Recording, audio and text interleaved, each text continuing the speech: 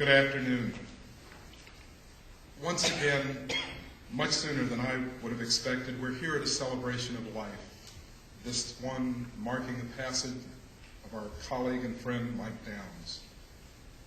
As we remember Mike and our experiences with him, we reconnect with each other and remember our common bond with IPFW. And as we give voice to our feelings and memories, we help each other to cope with the pain that follows a loss such as this, and we become a stronger community. Each of us knew Mike differently. Mike's involvement in faculty governance brought me into almost continuous contact with him. And as we worked on common issues, we became friends. We often went to lunch together, realizing that few others would frequent restaurants, and by the way, I use that term fairly loosely, of the quality or the diversity that both Mike and I enjoyed. From south to north, east to west, we visited neighborhood joints across the city. And whenever we found an Asian restaurant, whatever else he ordered, he always insisted on an accompanying egg roll.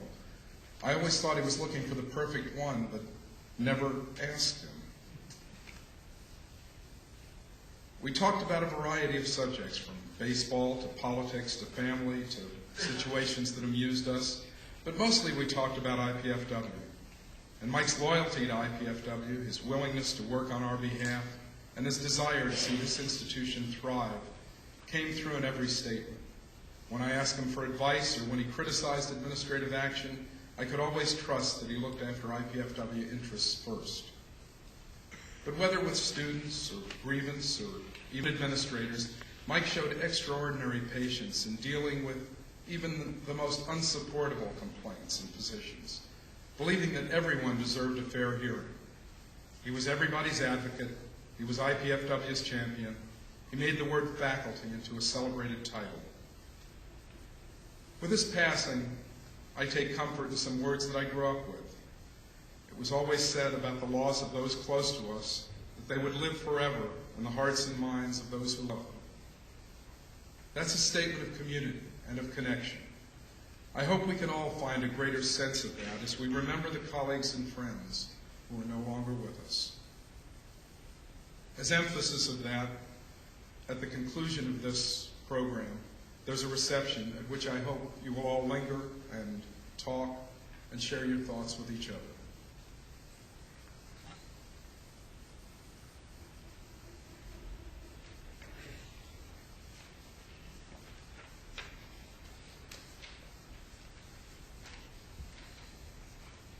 Someone has said that we begin fully to appreciate people only when they die. I might add that if this is true, and I think it is, then it is especially true when one dies unexpectedly, still very alive, very active, and affecting the lives of others. You know Mike well, and therefore I will not elaborate in detail on what he had accomplished. And in any case, it would take much, much longer than 3 minutes to do that. I just want to reminisce about some of the things that made Mike such an outstanding member of the faculty. He genuinely liked contacts with people, students, staff, faculty, administrators, members of the community were beneficiaries of his help as well as his criticism.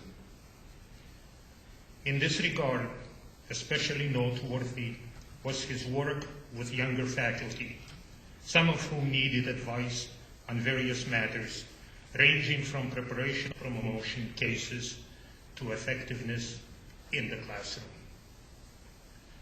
As far as the latter subject was concerned, Mike could speak on the basis of considerable experience and the fact that he was one of the best teachers on campus. Mike had a tremendous amount of energy. He could, and many times did, in a given academic year, teach a full load of courses, run the department, serve as a Speaker of the Senate, head committees on campus and in the university system, and perform countless functions from politics to church charities in the community. And while Mike was doing all that, he also somehow found time to speak to anyone who sought his counsel. He was a tolerant man, dedicated to the well-being of academia. This, among other things, meant that to achieve common goals, Mike worked with people whose views, positions, and decisions he occasionally opposed. Among them, university presidents, chancellors, deans.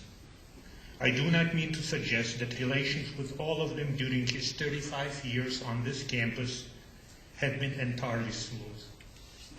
However, I also feel that in many such cases, the problem was not Mike's. He demanded answers and explanations from persons in the positions of influence. Mike was an advocate who represented the interests of the faculty, staff, and students. In these efforts, he had few, if any, equals. For example, when Indiana University's 1820 retirement policy was threatened, Mike helped rally faculty of various campuses, including Bloomington and Indianapolis, in support of this policy, and it was, at least for a time being, retained. Or when IPFW embarked on a difficult process of administrative and academic unification, Mike played a significant role in order to make sure that each university's unique academic identity was preserved. Mike did not seek confrontation. As a matter of fact, he worked with various administrators in order to solve problems, diffuse conflicts, and advance the goals of IPFW. Finally, no characterization of Mike would be complete if one did not mention his well-known wit, which at times could be rather caustic. I know because I have experienced it. But I must also say that it often had, for lack of a better word, a certain social function. I remember many meetings in which Mike's humorous comment or an anecdote helped to dissipate a tense situation and move deliberations in a more productive direction. I also recall that Mike's humor, not infrequently, was directed at people whose egos needed a little deflation. Mike came to this campus in 1966. The then Chancellor Broyles used to say that this was a good place to leave from. I think that Mike considered, as many of us did at that time, leaving Fort Wayne after he had completed his dissertation. But one thing led to another, and he stayed much longer than originally anticipated. It was IPFW's good fortune that he chose not to leave. Today, the campus is not only a good place to leave from, but also to stay in. That it has achieved this status was in no small measure due to Mike's efforts.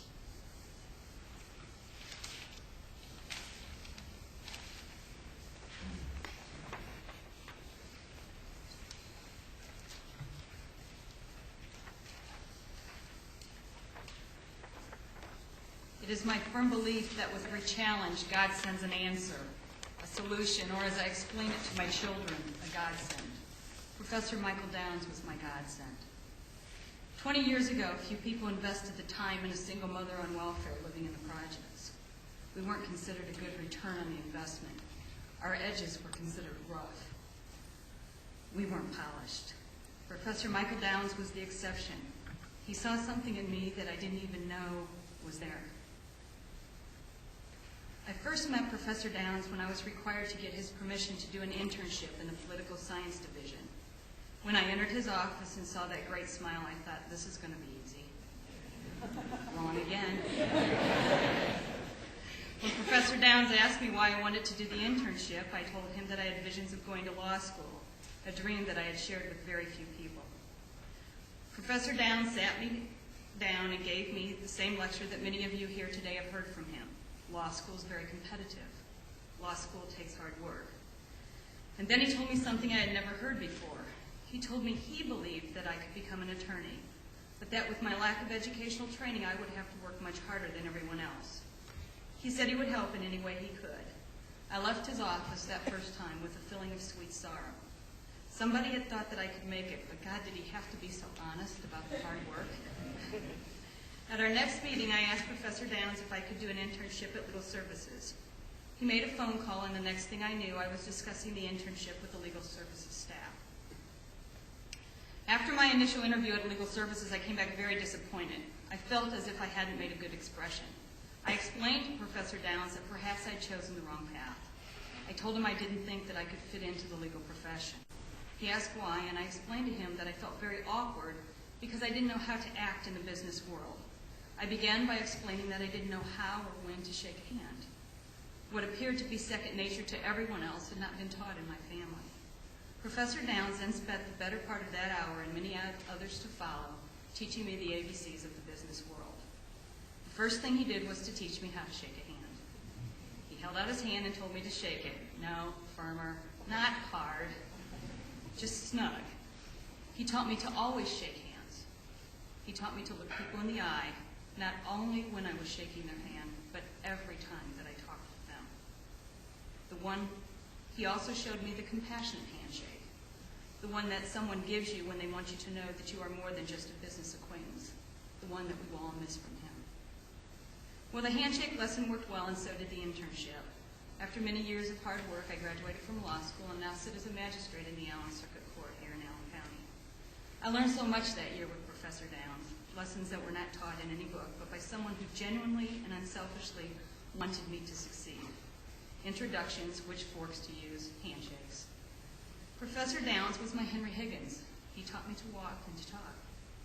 He never let off with me about going to law school. He was the first person who believed I could go, and he gave me what he has given to so many, the beliefs in themselves to succeed. When I look back on the many things that I admire about Professor Downs, the one thing that stands out the most was his ability to teach and mentor. He knew that there was more to life than the words that were written on the pages of the textbooks. He was a great teacher, a wonderful mentor, and a patient polisher. He was our godsend.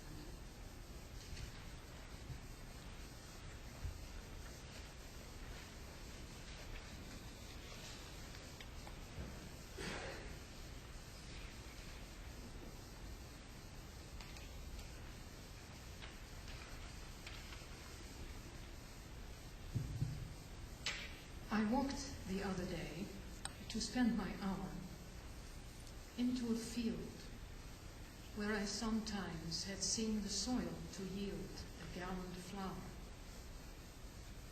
But winter now had ruffled all the bower and curious store I knew there heretofore. Yet I, whose face dared not to peep and peer in the face of things, thought with myself, there might be other springs besides this here, which like cold friends sees us but once a year. And so the flower might have some other bower. Then, taking up what I could nearest spy, I digged about that place where I had seen him to grow out. And by, I saw the warm recluse alone to lie, where fresh and green he lived of us unseen. Many a question, intricate and rare, did I there strow, but all I could extort was that he now did there repair such losses as befell him in this air, and would ere long come forth most fair and young. This past, I threw the clothes quite o'er his head, and stung with fear of my own frailty, dropped down many a tear upon his bed. Then sighing whispered, happy are the dead. What peace doth now rock him asleep below? And yet, how few believe such doctrine springs from a poor root, which all the winter sleeps here underfoot, and hath no wings to raise it to the truth and light of things, but is still trod by every wandering cloud. O thou, whose spirit did at first inflame and warm the dead, and by his sacred incubation fed with life this frame, which once had neither being, form, nor name. Grant I may so thy steps track here below, that in these masks and shadows I may see thy sacred way, and by those hid ascents climb to that day which breaks from thee, who art in all things, though invisibly. Show me thy peace, thy mercy, love, and ease, and from this care where dreams and sorrows reign, lead me above where light, joy, leisure, and true comforts move without all pain. There, hid in thee, show me his life again, at whose dumb urn thus all the year I mourn.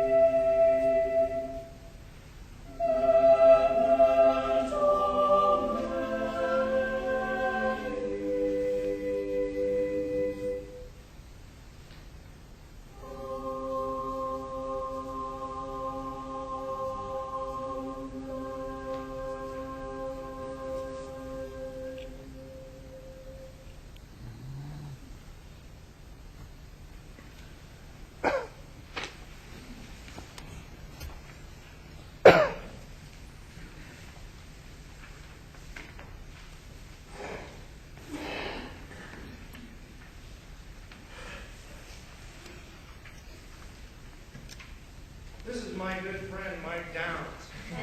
Mike loved to watch movies. He watched them endlessly and even wrote down his opinions regarding those movies. I think some of them were published in the local papers. But it's not mine. You see, Mike and Mark Giaquinta and a group of the local politicos were going to a Fort Wayne restaurant. By the time they got there, the line had gotten very long. Mark went to the front of the line and talked to the hostess. Their group was seated almost immediately without waiting. Afterwards, Mark told Mark Giaquinta how impressed he was with Mark's connections. Mark said, "They didn't know me. I just said, 'Don't you know who that is in our group? That's Roger Ebert.'" That's when they got to the table.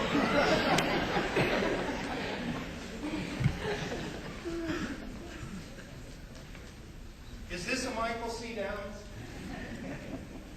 It's close. A good resemblance, but not quite. He's got on a tie. His hair. We need some sweaters, rolled up blue jeans, newspaper, and coffee cup. It's a good resemblance. It captures his essence. That picture was taken by Steve Hollander. It shows their friendship and its quality. You know, I'm not real sure where Mike is, but I'll bet he's with Steve on the regional campus or whatever it is, and they're beating out a management agreement with the administration. I hope for the sake of the powers that be, they don't have any parking lots. I'd like to call the first meeting of the 1985 IPFW Faculty Senate to order, and without objection, approve the agenda. First item on the agenda is the general good and welfare of the university. The chair recognizes Senator Downs. Senator Downs. I did want to raise the point that the temporary parking lot is now in its third year of existence. It is my opinion, and I will express it every fall, that this does not serve the general good and welfare of the university. 1986. The other keeps faith with a promise I made several years ago. There is a temporary parking lot on this campus that I feel is not necessary and unaesthetic. 1989.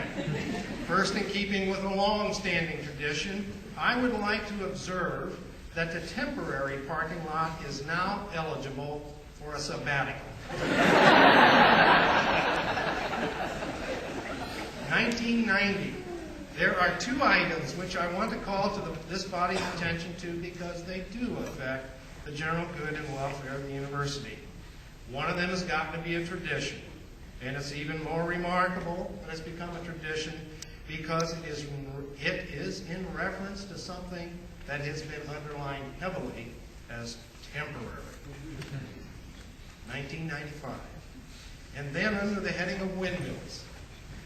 In 1983, 12 years ago, the university built what is still called a temporary parking lot near the river. And finally, 1998. First of all, I would like to congratulate the administration on the completion and opening of the new parking facility on campus. Having done so, I would like to call their attention to the continued existence of the temporary eyesore between the campus and the river. He never stopped caring about IPFW, and true to Mike's nature, he never stopped trying to improve the university, the grounds, and us. Mike never gave up. Mike and I were able to testify before the House Ways and Means Committee, the Indiana legislature, regarding fiscal autonomy of IPFW. Win Moses carried a bill for us and got us a hearing. Mike and I spent the day at the State House watching a legislative session. For both of us, it was like being in a candy store, or better said, a hardware store. During the lulls and between meetings with our local legislators, Mike and I talked about what we would say. Seeing the Purdue lobbyists, we knew we were going to have formidable opposition speaking against our proposal. Mike deflected any concern by saying, "We're preparing our whole lives for this moment." It was how he prepared. And in doing so, prepared me. It was a golden moment. I admired Mike's readiness in all things and wish I had his smooth tongue and ability to master the difficult extemporaneously, sound convincing, and be persuasive all the while. Mike was prepared for anything, even for this we do for him today. There's a blessing that goes something like this. May you die painlessly, blameless, and accountable before God. That's my friend Mike. That's how he did it. Grief is the price we pay, friends. For the privilege of knowing Mike, I gladly pay it. I love him. I will miss my friend and his counsel. I open up my heart to his family and to our IPFW family. To console you and celebrate Mike's life in some small measure today, I remind you of what he said. We've been preparing our whole lives for this moment. Go in peace and find a shovel. We got a parking lot to remove.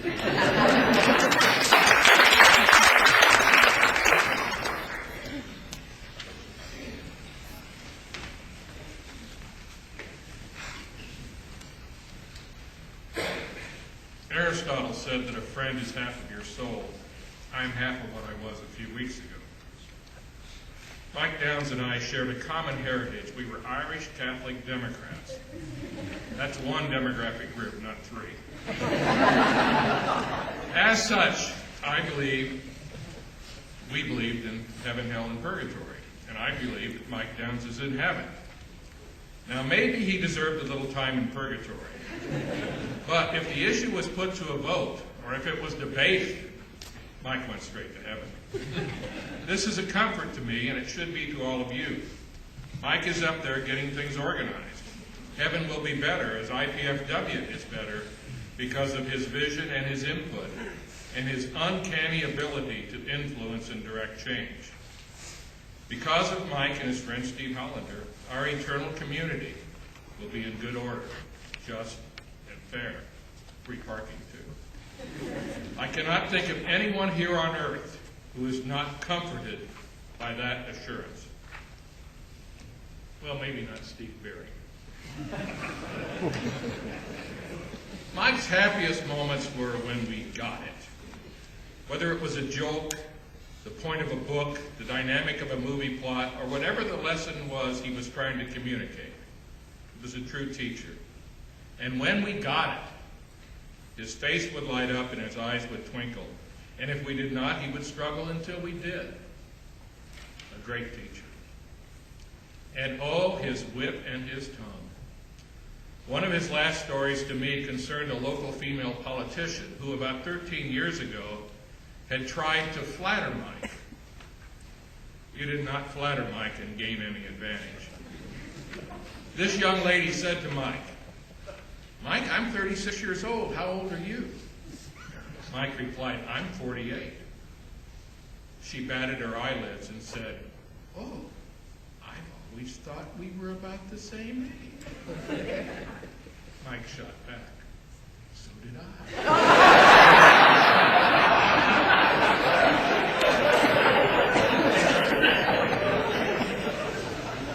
He made us laugh, he cared about us, he did everything to make sure that we got it.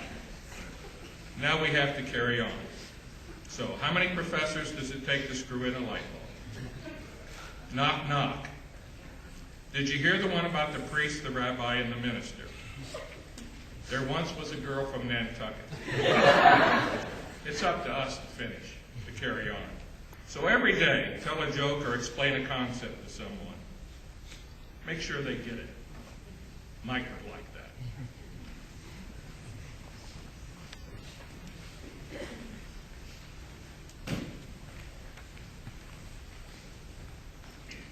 I am not Winfield Moses, but I'm happy to read his comments. Just the name Mike Downs makes me smile. He filled every event they were never moments, to the brim. Through countless Saturday mornings and late evening meetings for nearly 30 years, Mike patiently, carefully, and sincerely tried to make this a better world. Yes, he was a Democrat, a very good Democrat, but when he advised, it was always an effort to do it right, so everyone was better off. He brought a unique fullness and warmth to his titles of friend, teacher, and politician. He was persistent and fair. Sometimes we did not want to hear what he had to say, but he never shied away from the truth and the facts. And he always told everyone the same answer. You never had to double check what Mike Downs said. He once told me 90% of success in politics is just showing up prepared. And he showed up all right. During my time as mayor, we called him at least once a week. Just call Mike Downs was the standard answer to many questions. One summer we even asked him to take a telephone with him to Michigan while he peacefully worked on his beloved summer home. He did take the phone, but he didn't always answer. He fought to win elections, survive recounts, and run caucuses. He spoke in Indianapolis to the Ways and Means Committee about more independence for IPFW. It was a wonderful statement, and he would say he trained many IPFW chancellors. It was true. How do I know? Eventually, every recent chancellor would call and ask if I would speak to Mike Downs for them. Then we knew we had them. Rapidly developing into one of those don't shoot the messenger types. Unfortunately, I have to be in Indianapolis today. The legislature is in session, and we must pass some of the governor's bills this morning. I miss not being with you all to celebrate Mike's life. But let me share with you a joke that I knew Mike liked, because I told it to him once using a mare, and he laughed. This is the story of the day that both the Pope and a vote-counting election board member died at the same time. They arrived together at the pearly gates of St. Peter. St. Peter came out, looked them both over and asked, "Okay, who are you?" The Pope answered, "I am the Pope who has tended your flock on earth for my entire life. I have now come to be in heaven." The other answered, "I am a vote-counting election board member. I've done that for about 30 years. St. Peter looked at the election board member and said, "Good, we've been looking for you. Come with me." St. Peter then took him into heaven. St. Peter walked the election board member along a grand boulevard past a shimmering lake, up a hill to a grand mansion overlooking heaven. Then he said, "Here is where you will be spending eternity in heaven." He then returned to the pearly gates to accommodate the Pope. He welcomes the Pope into heaven and walks him down a side street to a nice but modest house, saying, "Here is where you will spend eternity in heaven." A few days pass, and finally the Pope cannot stand it any longer. He walks back up to the pearly gates to talk to St. Peter. "St. Peter," he says, "I don't understand this. I was your Pope on earth for many years, bringing people to God. Why do I have such a small, modest home in heaven, and the vote-counting election board member has such a beautiful mansion?" St. Peter answers, "Oh, this is very simple. You are the 365th Pope. Mike Downs is the only vote-counting election board member we have ever had in heaven."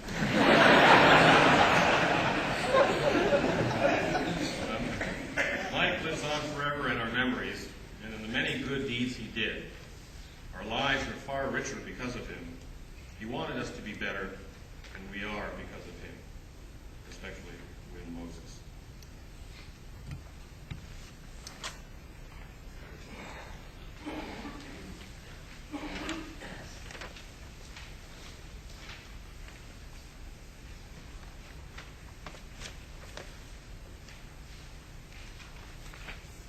Home is where one starts from. As we grow older, the world becomes stranger, the pattern more complicated of dead and living.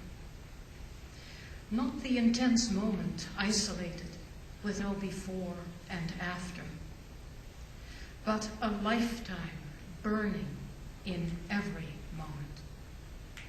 And not the lifetime of one man only, but of old stones that cannot be deciphered. There is a time for the evening under starlight, a time for the evening under lamplight, the evening with the photograph album.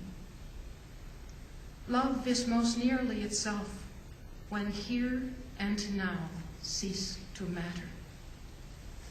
Old men ought to be explorers. Here and there does not matter. We must be still, and still moving into another intensity, for a further union, a deeper communion through the dark cold and the empty desolation, the wave cry, the wind cry, the vast waters of the petrel and the porpoise. In my end is my beginning. What we call the beginning is often the end. And to make an end is to make a beginning. The end is where we start from. And every phrase and sentence that is right, every phrase and every sentence is an end and a beginning. Every poem, an epitaph, and any action is a step to the block, to the fire, down the sea's throat, or to an illegible stone. And that is where we start. We die with the dying. See, they depart, and we go with them. We are born with the dead. See, they return and bring us with them. The moment of the rose and the moment of the yew tree are of equal duration. We shall not cease from exploration, and the end of all our exploring will be to arrive where we started and know the place for the first time. Through the unknown, remembered gate, when the last of earth left to discover is that which was the beginning. At the source of the longest river, the voice of the hidden waterfall, and the children in the apple tree, not known because not looked for, but heard, half heard, in the stillness between two waves of the sea. Quick now, here, now, always, a condition of complete simplicity, costing not less than everything. And all shall be well, and all manner of things shall be well, when the tongues of flame are enfolded into the crowned knot of fire, and the fire and the rose are one.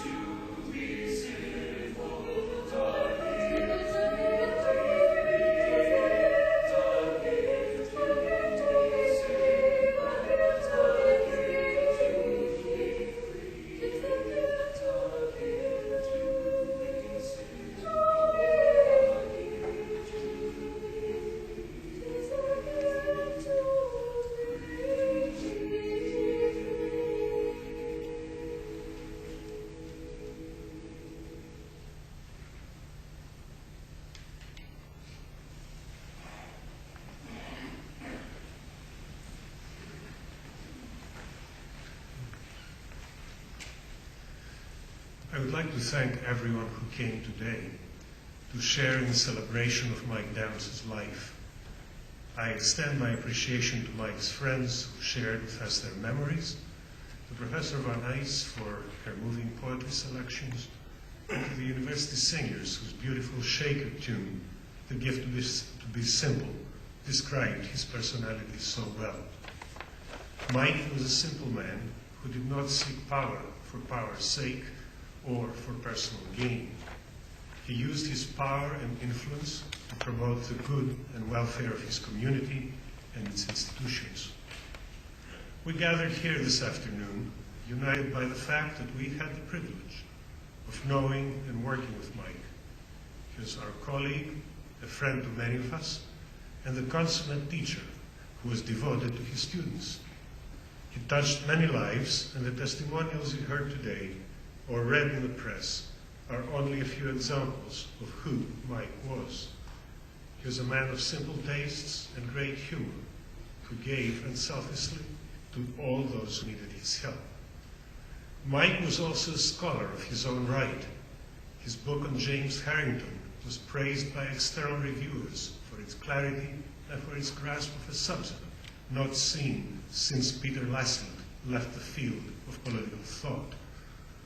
Those who have known Mike have many stories to tell from his daily life as a campus citizen, from his home building adventures in Michigan's Upper Peninsula, from his love of sports, movies, and of course of the political arena, and his love of outdoor life.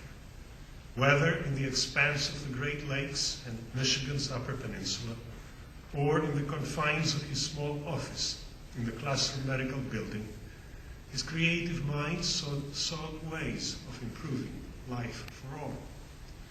Mike's actions were the embodiment of honesty and integrity. He acted on principle and was willing to take on the world when principles were at stake. Who else would have taken on the political establishment of Northeast Indiana in 1968 from a storefront on Calhoun Street to lead the fight for Eugene McCarthy and for change in America's foreign policy? He took on, but also worked with, university presidents, chancellors, other administrators, faculty members, bishops, and political operatives in order to promote individual rights, the good of the community and its institutions. Mike Downs loved the classics and drew his values and inspiration from the classical writers. He was the embodiment of civic culture. He would have a place in ancient Athens as Aristotle's consummate zoon politikon, who placed the good of the polis ahead of his own needs and aspirations. He joined IPFW in the fall of 1966, and until a few days ago, he worked tirelessly to promote good institutional governance, to protect faculty rights, and to leave this institution better than he found it. Dean Acheson, the former Secretary of State, who served in that critical time period after the Second World War, entitled his memoirs, Present at the Creation. Mike Downs was present at IPFW's creation, and for 35 years he devoted himself to making IPFW a better place for all. He did so with grace, humor, hard work, and most of all, honesty and integrity. To commemorate Mike's lifelong achievements, Charlie Belch, his longtime friend, will lead a fundraising drive to establish a charitable trust in Mike's name to benefit IPFW. The 24th of January marks the end of an era at IPFW.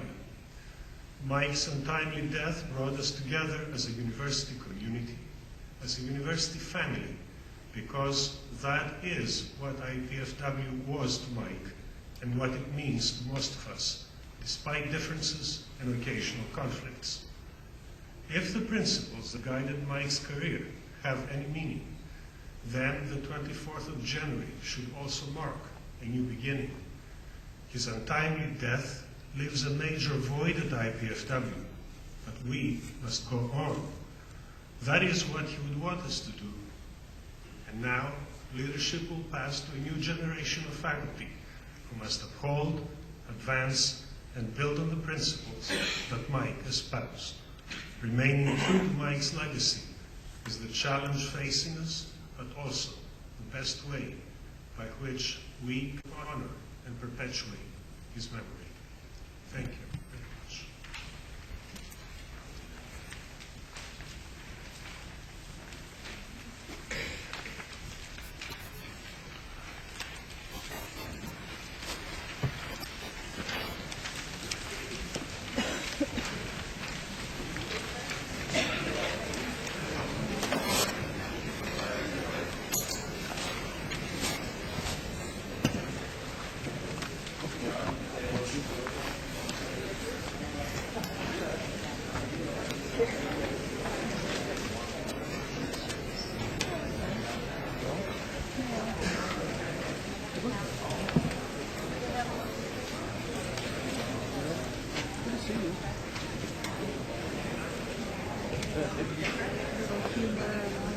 Oh, I love